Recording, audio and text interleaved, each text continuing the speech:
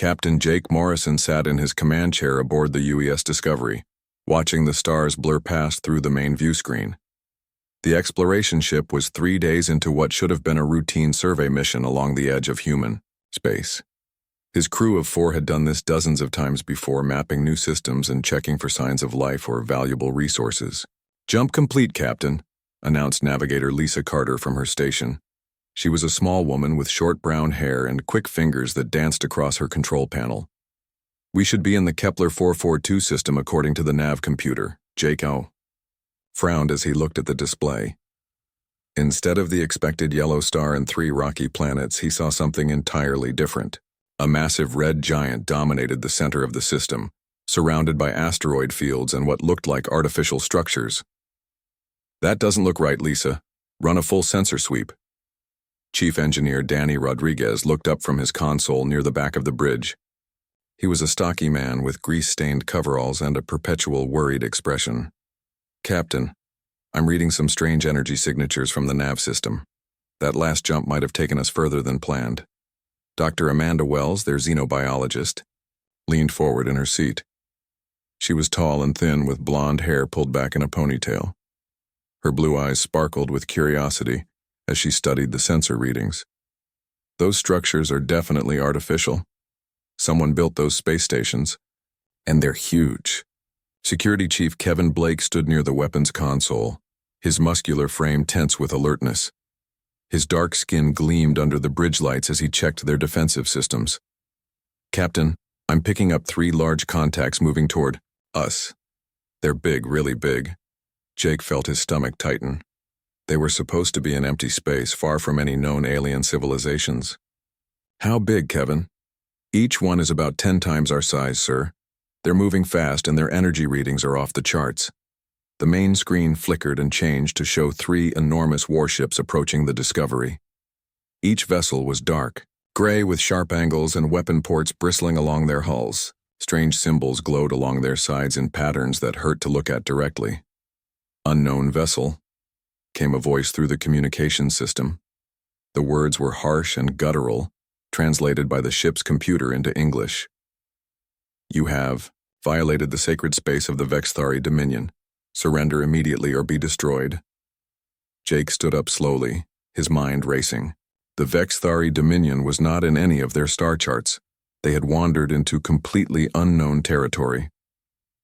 "Open a channel," he ordered. Lisa's fingers flew over her controls. "Channel open, Captain.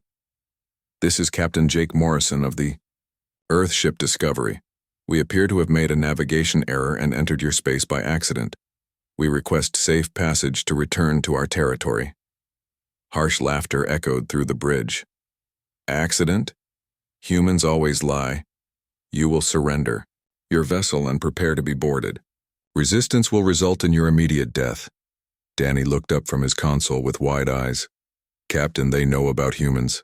How is that possible?" Before Jake could answer, the alien ships moved closer. Energy beams lanced out and struck the Discovery's shields, causing the ship to shake violently.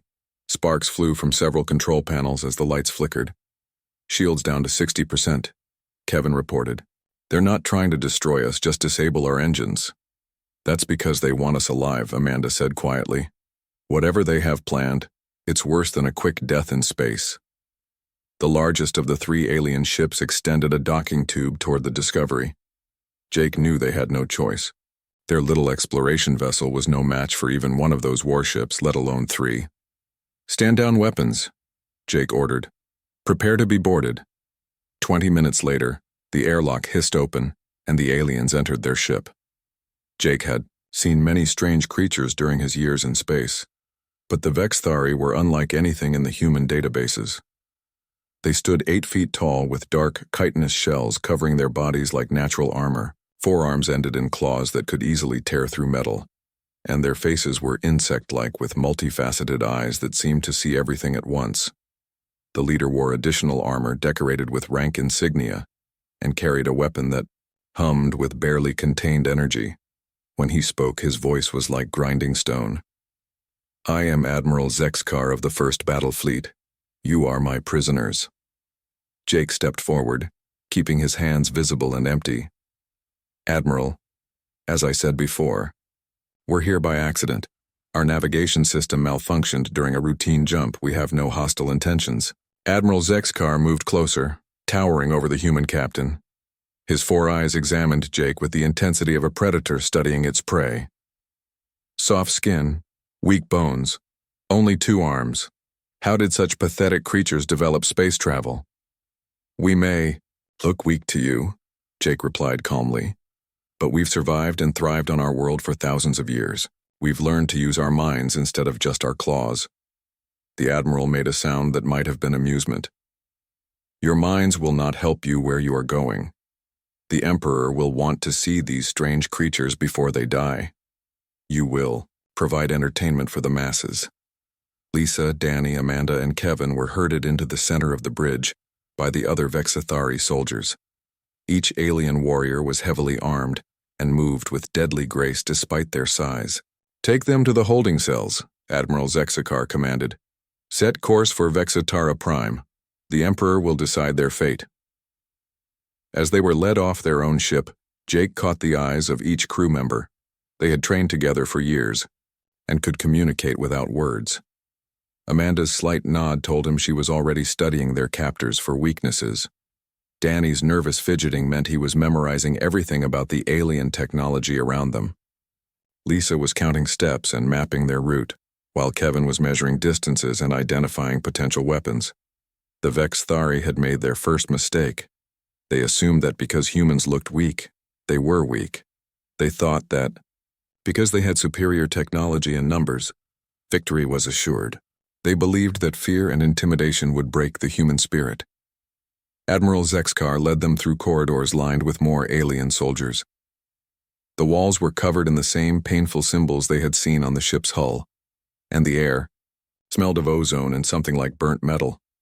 Your species has never been tested in the great arena, the Admiral said as they walked.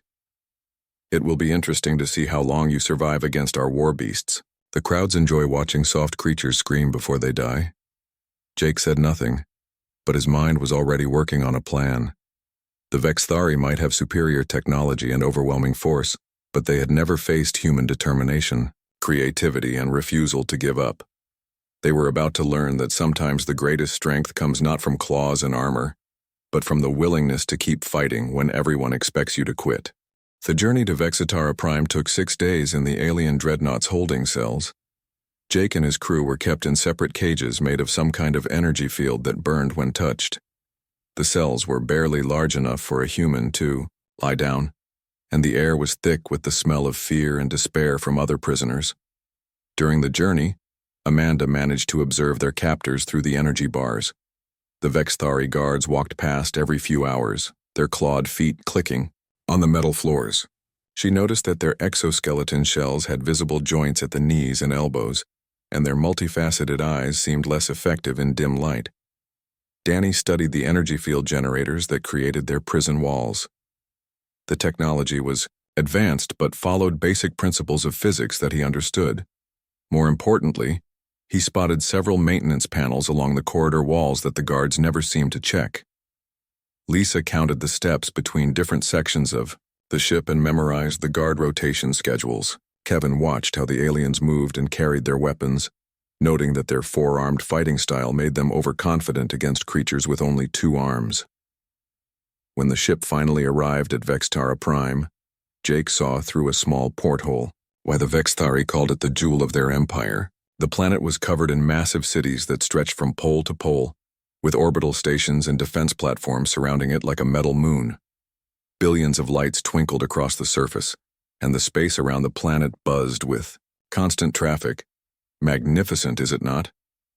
Admiral Zexkar appeared outside Jake's cell. 50 billion citizens live on this world alone, and all of them serve the Emperor. Your pathetic Earth would not even qualify as a minor colony in our empire.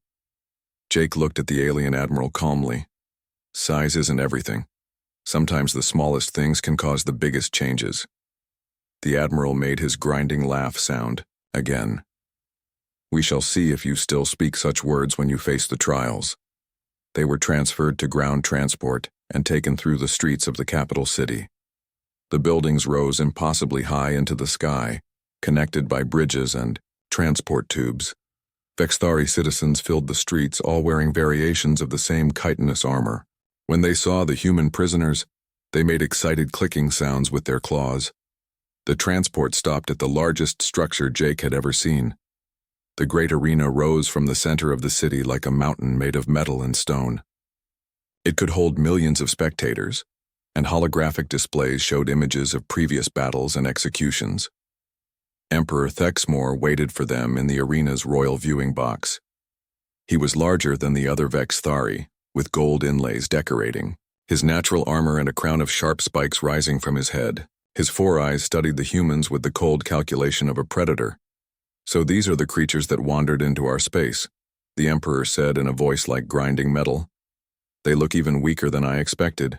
Admiral Zexkar, are you certain they achieved space travel on their own?" "The evidence suggests they did, Your Magnificence. Their ship was primitive but functional. They also displayed unusual calm when captured."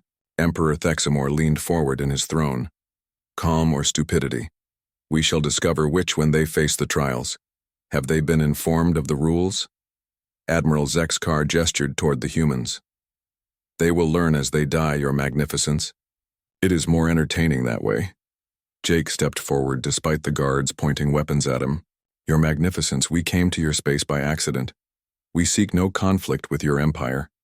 Allow us to leave in peace, and we will never trouble you again." The Emperor's laugh echoed through the viewing box. "Leave in peace? You have violated the sacred boundary of the Dominion. The penalty is death, but death in the arena serves to educate our citizens about the fate of those who oppose us." "And if we refuse to participate?" Amanda asked. "Then you die slowly in the dungeons instead of quickly in the sand. The choice is yours, but you will die either way." They were taken to the holding cells beneath the arena. The underground complex was enormous, filled with cages containing creatures from dozens of different worlds. Most sat in silence, staring at nothing with the empty eyes of those who had given up hope. In the cell next to theirs, a reptilian creature with blue scales and 4 legs spoke in broken standard. "You are new. What species?" "Human," Jake replied. "From a world called Earth." The creature's head tilted in confusion. "Never heard of humans. What did you do to anger the Dominion?" "We got lost," Lisa said simply. This caused several nearby prisoners to make sounds that might have been laughter. "Lost? They brought you here for being lost?" "We entered their space by accident during a navigation error," Danny explained. An insectoid creature in another cage clicked its mandibles. "The Vexthari do not accept accidents. They see any unauthorized presence as an act of war. I am from the Helix Coalition. My people tried to negotiate trade agreements. The Dominion destroyed our fleet and brought survivors here for entertainment." Amanda leaned against the energy bars. "How long have you been here?" 2 cycles of the planet. I have watched hundreds die in the arena. The trials are designed to be impossible. No one has ever survived all 5 tests." Kevin looked around at the other prisoners. "What are the trials?" The reptilian creature's eyes grew dim. "The Warbeast Challenge tests physical combat. The Maze of Madness breaks minds with psychic torture. The Forge of Agony combines pain with impossible technical tasks. The Chamber of Champions pits prisoners against the Dominion's greatest warriors. The Trial of Wisdom uses deadly riddles while poison courses through your body." "Has anyone ever survived even one trial?" Jake asked. "A few have survived single trials over the years," the insectoid replied, "but never more than 2. The Vexthari designed them to showcase different forms of death for their entertainment." That night, while the guards assumed they were sleeping, Jake and his crew quietly discussed their situation. They could not speak directly through the energy fields, but years of working together had taught them to communicate through small gestures and expressions. Amanda had identified several weaknesses in Vexithari physiology that could be exploited. Danny had spotted flaws in the arena's power systems during their transport through the complex. Lisa had mapped the layout of the holding area and identified possible escape routes. Kevin had analyzed the fighting techniques used by arena champions in the holographic displays. Jake realized that their captors were making a fundamental mistake. The Vexithari assumed that because humans looked physically weak compared to them, they were weak in every way. They expected fear, desperation, and quick defeat. Instead, they were facing a species that had survived ice ages, plagues, wars, and natural disasters through adaptation and cooperation. Humans did not give up when faced with impossible odds. They found another way. The next morning, Admiral Zexkar appeared with a group of guards. "The Emperor has decided to begin your trials today. The crowds are eager to see how the weak humans die." Jake stood up slowly, meeting the Admiral's multifaceted gaze. "We're ready." "Ready to die, you mean? Ready to show you what humans can do when we're pushed too far." Admiral Zexkar made his grinding laugh. "Your confidence will make your deaths even more satisfying for the crowds." As they were led toward the arena, Jake caught the eyes of the other prisoners. For the first time since their capture, he saw something other than despair in their faces. He saw curiosity, and maybe even the smallest spark of hope. The arena floor was covered in sand that had been stained red by countless battles. Jake stood in the center of the massive space while millions of Vexithari spectators filled the seats above him. Their clicking and chittering created a sound, like a swarm of angry insects. Emperor Thexmore's voice boomed across the arena through hidden speakers. "Citizens of the Dominion, today we present a new species for your entertainment. These humans wandered into our sacred space and must pay the price. Let the first trial begin." A gate on the far side of the arena rumbled open. Jake had expected some kind of alien predator, but what emerged made his blood run cold. The war beast was 12 feet long and covered in natural armor plates. It moved on 6 legs ending in razor claws, and its head was mostly teeth arranged in 3 rows of gleaming death. The crowd roared with excitement as the beast charged across the sand toward Jake. He had seconds to think before tons of alien death would tear him apart. His security training kicked in, along with everything Kevin had taught him about reading an opponent's movements. At the last possible second, Jake dove to the side and rolled. The war beast's claws carved deep furrows in the sand where he had been standing. The creature was fast but heavy, and it took time to change direction. Jake stayed low and moved constantly, never staying in one place for more than a heartbeat. The beast turned and charged again. This time, Jake noticed that its natural armor had gaps at the joints, just like Amanda had observed in the Vexithari themselves. He grabbed a handful of coarse sand and waited for the creature to get close. When the beast lunged, Jake threw the sand directly at its eyes and rolled between its legs. The creature's own momentum carried it past him while it shook, its head temporarily blinded. Jake spotted a broken piece of metal from some previous battle and grabbed it as a weapon. The war beast recovered quickly and circled him with more caution. It had fought many opponents before and learned from each encounter, but it had never faced a human, and Jake's unpredictable movement patterns confused its hunting instincts. Jake feinted left, then sprinted right as the beast pounced. He slid under its body and drove the metal shard up into the gap between armor plates at its throat. The creature's own weight and momentum drove the improvised weapon deep into its vital organs. The arena fell completely silent. In 3,000 years of trials, no soft-skinned creature had ever survived the war beasts. The crowd did not know how to react to what they had just seen. Jake stood over the dead creature, breathing hard but unharmed.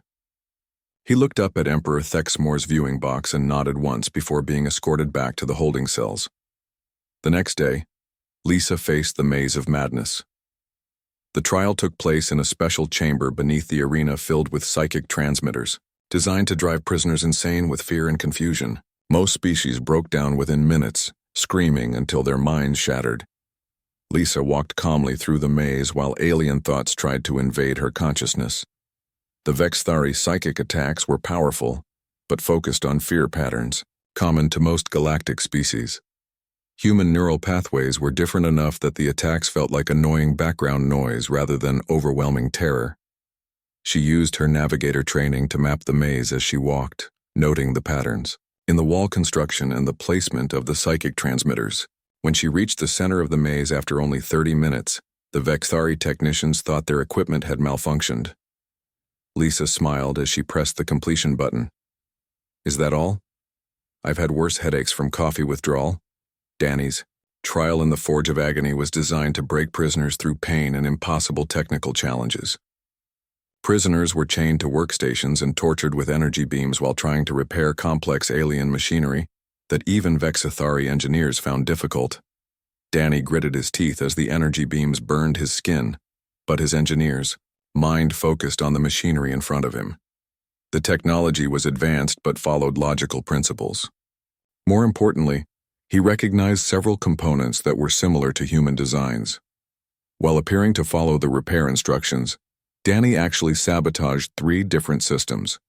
He rerouted power flows, weakened structural supports, and introduced feedback loops that would cause failures later.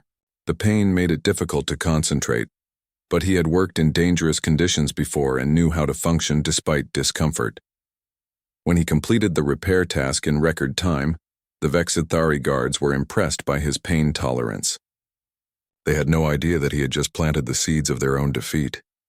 Kevin's turn in the Chamber of Champions matched him against the Dominion's greatest warriors in single combat. The first opponent was a Vexithari champion named Kexthor, winner of 50 consecutive battles and veteran of 100 wars. Kexthor stood 8.5 feet tall with scars covering his natural armor and weapons integrated into his forearms. He had never lost a fight and expected the soft human to provide only brief entertainment before dying. Kevin studied his opponent's stance and movement patterns. The Vexithari fighting style relied on overwhelming force and the advantage of having 4 arms. Against other 4-armed species, this was nearly unbeatable. Against a 2-armed opponent, it created openings. When Kexthor attacked with all 4 weapons at once, Kevin dropped low and struck at the champion's knee joint with a precise kick. The Vexithari's superior reach meant nothing if he could not maintain balance. As Kexthor stumbled, Kevin grabbed one of his arms and used the alien's own strength to throw him across the chamber. The champion crashed into the wall with enough force to crack his armor. The crowd watched in stunned silence as their greatest warrior struggled to stand. Kevin had not just survived the first few seconds of combat, he had actually hurt a champion, who had seemed invincible. The fight continued for 20 minutes. Kevin could not match Kexthor's strength or speed, but he could be unpredictable. Every time the champion adapted to one tactic, Kevin switched to something completely different. Human martial arts included techniques from dozens of different fighting traditions, and no Vexithari had ever seen anything like them. Finally, Kevin managed to get behind the exhausted champion and applied a chokehold that cut off blood flow to the alien's brain. Kexthor collapsed unconscious, and Kevin stood victorious over an opponent that had seemed impossible to defeat. Amanda's trial of wisdom took place in a chamber filled with deadly gas, while she answered riddles that would stump the greatest philosophers of the galaxy. Most prisoners died from the poison before they could even attempt the questions. Amanda's scientific background had taught her to approach problems systematically. The riddles were designed to confuse and mislead, but they followed logical patterns once she understood the underlying assumptions. Her human perspective allowed her to see solutions that the alien minds who created the puzzles had never considered. As the poison coursed through her system, Amanda felt her vision blur and her hands shake. But her mind remained clear, focused on the patterns and logic behind each question. She answered riddle after riddle while her body fought against toxins that would have killed most species in minutes. When she solved the final puzzle, the chamber's computers announced her success, with obvious confusion. No prisoner had ever completed the trial of wisdom while maintaining consciousness throughout the entire process.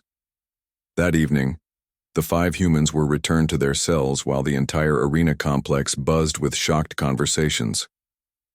Guards and technicians whispered about the impossible victories they had witnessed. Other prisoners looked at the humans with expressions of amazement and growing hope. Admiral Zexkar stood in Emperor Thexmore's private chambers, his usual confidence replaced by visible worry. "Your Magnificence, the humans have survived all 5 trials. This has never happened before in the history of the arena." Emperor Thexmore's 4 eyes burned with anger and fear. "Then we will create new trials, more difficult challenges. These creatures must not be allowed to leave here alive. Your Magnificence, the crowds have seen their victories. There are already whispers among the other prisoners. If we execute the humans now without allowing them the traditional freedom that comes with surviving all trials, We risk appearing weak. The Emperor's claws scraped against his throne. Then we will give them their freedom, but they will die attempting to claim it. Tomorrow we hunt them through the city itself. Even, humans cannot survive the entire Dominion military. In their cell, Jake looked at his exhausted crew with pride. They had done the impossible, but he knew their greatest challenge still lay ahead. The Vexathari would not allow them to simply walk away after embarrassing the Empire in front of billions of citizens. But for the first time since their capture, Jake felt something he had almost forgotten. He felt hope. Emperor Thexmore stood before the arena crowd as dawn broke over Vextara Prime. His voice echoed across the massive complex as he addressed billions of citizens who had watched the impossible happen. The humans have completed all 5 trials, a feat never before accomplished in the 3,000-year history of our great arena. The crowd's reaction was mixed. Some chittered with appreciation for the entertainment, while others seemed uneasy about seeing their champions defeated by creatures they had been taught to consider inferior. However, the Emperor continued, surviving the trials only grants the right to attempt escape. These humans must still prove they can leave our world alive. At sunset, they will be released into the city with a 1-hour head start. Every citizen of the Dominion is authorized to hunt them down. If they reach their ship and escape our space, they will have earned their freedom. Jake felt his stomach tighten as he listened from the holding cells. The Emperor was giving them a chance at freedom, but it was designed to be impossible. How could 5 humans evade an entire planet of hostile aliens? Admiral Zexkar appeared at their cell with a squad of guards. You have 6 hours until the hunt begins. Spend them wisely because they will be your last. As the guards moved away, Jake turned to his crew. They had been planning for this moment since their capture, using the knowledge gained during the trials to prepare for escape. Now it was time to put everything together. Amanda, Jake whispered, did you get what you needed from the trial chamber? She nodded and held up a small vial of clear liquid. During her trial of wisdom, she had managed to collect samples of the poison gas while pretending to be more affected than she actually was. I've identified the chemical composition. It's based on organic compounds that should interact badly with Vexathari biometal technology. Danny smiled grimly. And I know exactly where to introduce it into their systems. The sabotage I planted during my trial created access points throughout the arena's infrastructure. If we can reach the main power distribution center, we can cause failures across the entire complex. Lisa had been studying the layout of the arena and the city beyond. I've memorized the route to the spaceport where they're keeping our ship. It's 12 miles through the densest part of the city, but there are maintenance tunnels that run parallel to the main transport arteries. Kevin cracked his knuckles. And I've learned enough about Vexathari combat techniques to train the others. We're going to have company on our way out. Jake nodded. We're not just escaping tonight. We're taking everyone with us who wants to leave. Over the next few hours, Jake and his crew quietly spread word among the other prisoners. They used hand signals and whispered conversations in dozens of different languages to explain their plan. Not everyone believed it was possible, but after seeing humans accomplish the impossible in the arena, many were willing to try. The reptilian creature from the Helix Coalition pressed close to the energy bars of his cell. Even if you can break us out of here, we have no ships, no weapons, no way off this world. That's where you're wrong, Jake replied softly. There are hundreds of ships in the impound yards around the arena. Every species that gets captured has their vessels stored there. We just need to get to them. The insectoid prisoner's mandibles clicked nervously. The guards will stop us before we reach the first corridor. Amanda held up her vial of modified poison.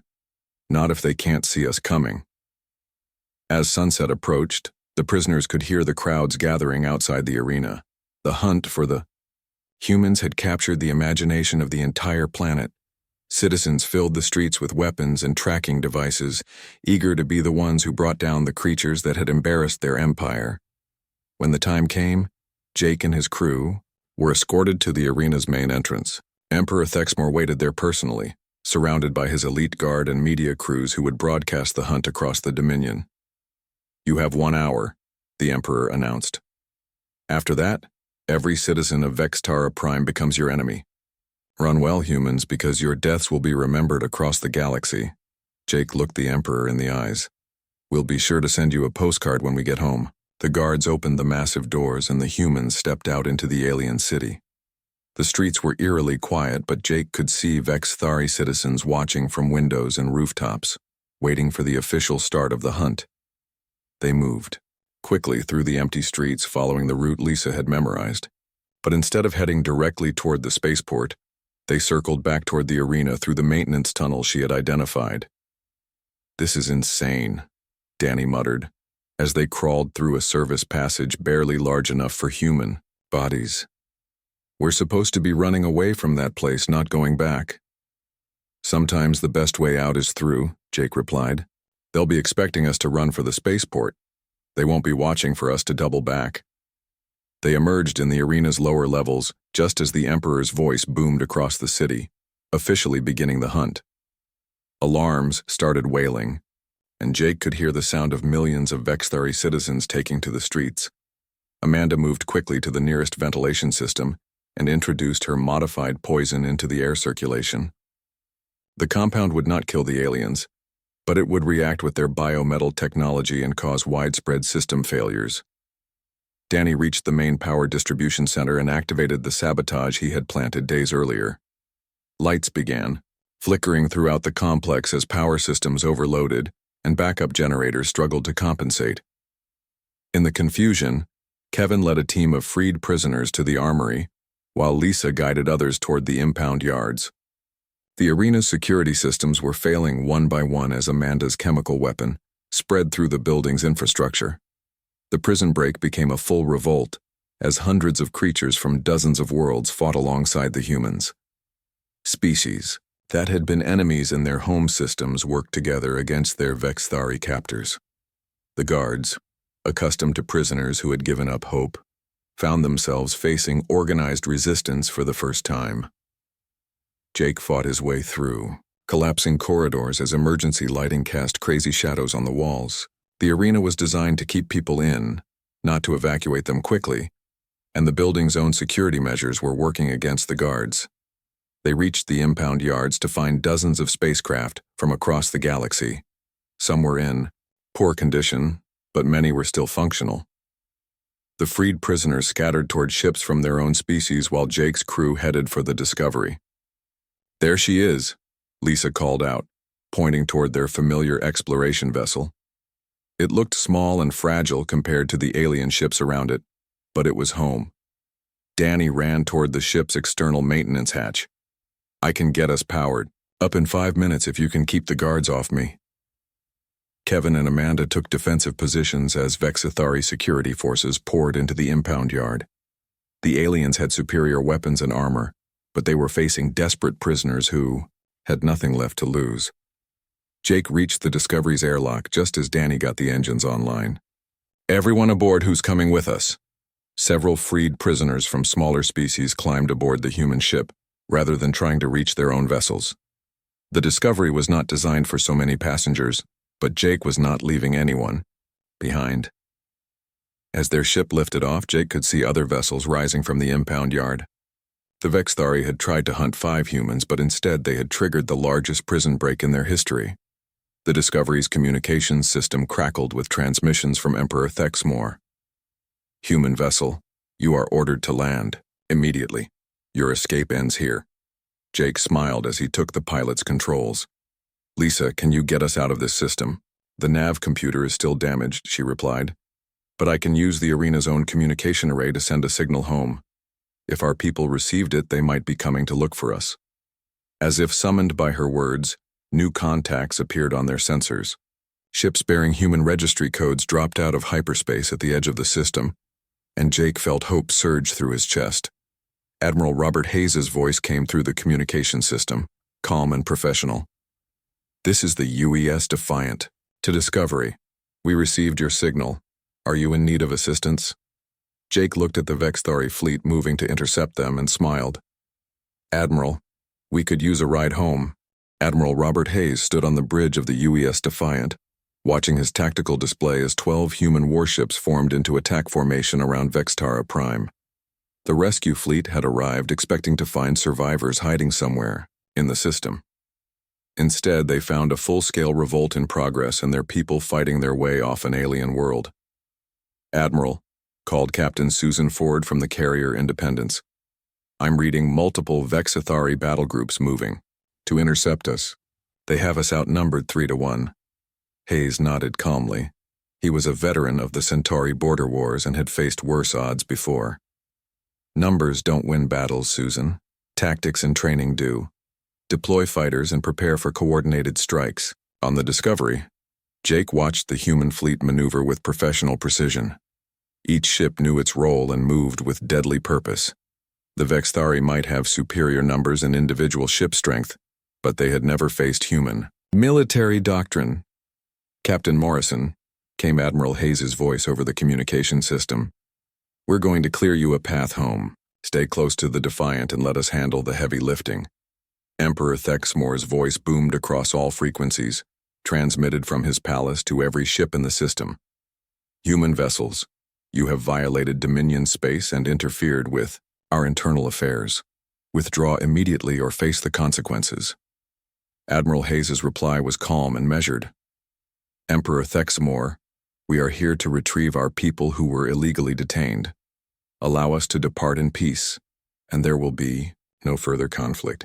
Your people were tried and condemned according to Dominion law. They will not be permitted to leave."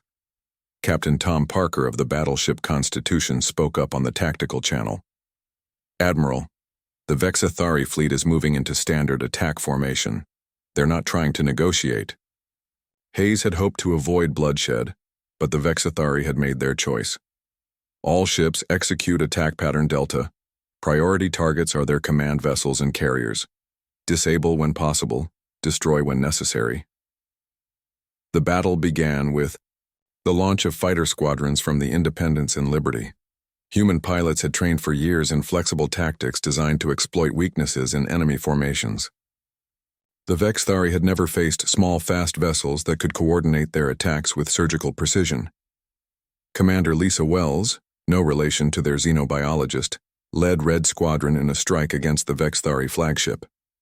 The alien dreadnought was 10 times larger than any human fighter, but its weapons were designed for ship-to-ship combat and could not track targets as small and agile as the human craft.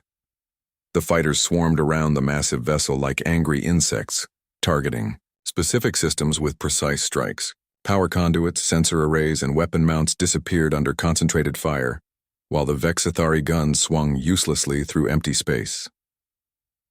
Captain Parker brought the Constitution into range of a Vexathari battlecruiser, trading massive volleys of energy fire. The alien vessel had superior shields and armor, but the human ship used coordinated targeting to overwhelm specific sections of the enemy's defenses. "Focus all forward batteries on their bridge section," Parker ordered. "Let's see how well they fight without command and control." The Vexathari commander tried to match the Constitution shot for shot, but human gunnery crews had trained for years in rapid-fire exercises. Where the alien crew could manage one salvo every 30 seconds, the humans delivered 3 targeted bursts that steadily wore down their opponent's shields. Admiral Zexkar commanded the Vexathari fleet from his massive dreadnought, watching, his supposedly superior forces being systematically dismantled by creatures he had dismissed as weak. The humans fought with a coordination and flexibility that his rigid military hierarchy could not match. "All ships concentrate fire on the human flagship," he ordered. "Destroy their command vessel and the rest will surrender." But when 6 Vexathari warships focused their attack on the Defiant, the other human vessels moved to protect their flagship. The Constitution and 2 destroyers positioned themselves between the enemy fire and Admiral Hayes's ship, absorbing punishment while their own weapons continued to strike back. Captain Ford launched a second wave of fighters just as the first squadron returned to rearm. The continuous pressure meant that Vexathari ships never had time to repair damage or reorganize their formations. Human tactics emphasized keeping the enemy off balance and unable to use their superior numbers effectively. On Vextara Prime, Emperor Thexmore watched the battle from his palace with growing horror. His invincible fleet, which had conquered hundreds of worlds, was being defeated by a handful of human ships. The creatures he had sentenced to death were teaching his greatest warriors hard lessons about warfare.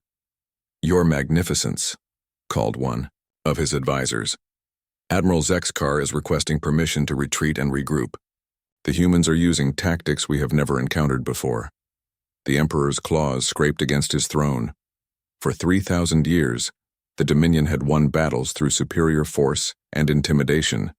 No enemy had ever forced them to adapt or think creatively about combat. In space, the tide of battle continued to turn against the Vexthari. The human fleet moved like a single organism, each ship supporting the others while maintaining constant pressure on their enemies. When one human vessel took damage, another moved to cover its withdrawal while maintaining the overall attack pattern. Admiral Zexkar found his flagship surrounded by human fighters that struck like lightning and disappeared before his gunners could respond. His mighty dreadnought, pride of the fleet, was being carved apart by creatures barely larger than his weapon turrets. "Sir," called his communications officer, "the humans are transmitting on all frequencies." Admiral Hayes' voice filled the Vexthari bridge with calm authority. "Admiral Zexkar, your fleet is defeated. Order your ships to stand down and we can end this without further bloodshed." Zexkar looked at his tactical display and saw the truth he did not want to accept. Half his ships were disabled or destroyed, and the rest were taking steady damage from human forces that seemed to anticipate his every move. His superior numbers meant nothing if he could not bring them to bear effectively. "Human Admiral," he replied through clenched teeth. "What are your terms?" "Simple," Hayes responded. "Allow us to depart with our people and the freed prisoners. Establish a neutral zone between our territories. Open diplomatic channels to prevent future misunderstandings." Emperor Thexmore's voice cut across the communication. "Never. The Dominion does not negotiate with inferior species." But Admiral Zexkar had seen enough of human capabilities to know they were far from inferior. "Your Magnificence, we cannot win this battle with conventional tactics. The humans fight like nothing we have ever encountered." On the Discovery, Jake listened to the negotiations while helping evacuate wounded prisoners from other species. Amanda was using her medical knowledge to treat aliens whose biology she had only read about, while Danny worked to keep their overloaded life support systems functional. "Jake," called Lisa from the pilot's seat, "Admiral Hayes wants to speak with you personally." Jake moved to the communications console. "Admiral, thank you for coming to get us. Captain Morrison, you and your crew have caused quite a stir." "Intelligence. Reports indicate that you survived trials designed to be impossible and led the largest prison break in Dominion history." "We just refused to give up, sir. These people deserved a chance at freedom." Admiral Hayes smiled, though Jake could not see it. "Well said, Captain. You've also given us valuable intelligence about Vexthari capabilities and weaknesses. That information may prevent future conflicts." The final negotiations took place between Admiral Hayes and Emperor Thexmore via viewscreen. The human admiral sat calmly in his command chair while the alien emperor raged from his palace throne. "You have humiliated the Dominion before the entire galaxy," Thexmore snarled. "This insult will not be forgotten." "Your Magnificence," Hayes replied. "We came here in peace and were met with violence. We offered to leave quietly and were thrown into gladiatorial combat. We asked for diplomatic resolution and were told to prepare for death. Every action we have taken has been in response to Dominion aggression." The Emperor's 4 eyes burned with hatred, but he could not argue with the facts. The humans had entered his space by accident, offered to leave peacefully, and only fought back when forced to defend themselves. "What prevents us from hunting you down after you leave our territory?" Thexmore demanded. Admiral Hayes leaned forward slightly. "The same thing that allowed 5 humans to defeat your entire arena and 12 human ships to disable your fleet. We adapt, we learn, and we never give up. Remember that when you decide how to treat visitors who wander into your space." The Vexithari fleet withdrew to allow the human ships safe passage to the edge of the system. As they departed, Jake sent one final message to Emperor Thexmore. "Your Magnificence, we came to your empire by accident and tried to leave in peace. You chose to make us enemies instead. Today you learned what happens when you underestimate human determination. We hope you remember this lesson when you encounter other species who might also surprise you. The Discovery and her escort fleet jumped to hyperspace, carrying hundreds of freed prisoners back to their homeworlds.